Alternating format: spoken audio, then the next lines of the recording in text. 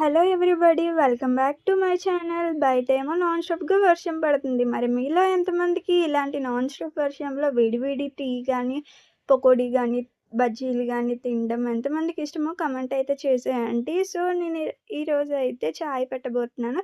ఏంటక్కా చాయ్ పెడుతున్నారా అని అనుకుంటున్నారా? అదేనండి, ఈరోజు ఇలాచీ చాయ్ అయితే ట్రై చేయబోతున్నాను డిఫరెంట్ స్టైల్‌లో.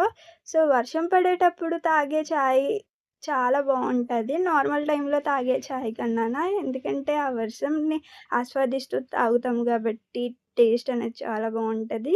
సో, మీలో ఎంతమంది తాగుంటారో ఖచ్చితంగా కామెంట్ అయితే చేసేయండి. ముందుగా నేను పాల గిన్నె అయితే తీసుకున్నాను. పాల గిన్నె తీసుకొని కొంచెం వాటర్ అనేది ఏసాక టీ పౌడర్ ఏసి, ఇలాచీ పౌడర్ దంచేసి ఏసానండి. దంచేసేస్తే చాలా వస్తది. టేబుల్ స్పూన్ షుగర్ అనేది యాడ్ చేసుకున్న తర్వాత బాగా మరగబెట్టండి. ఒక 10 మినిట్స్ వరకు టీ టేస్ట్ అయితే చాలా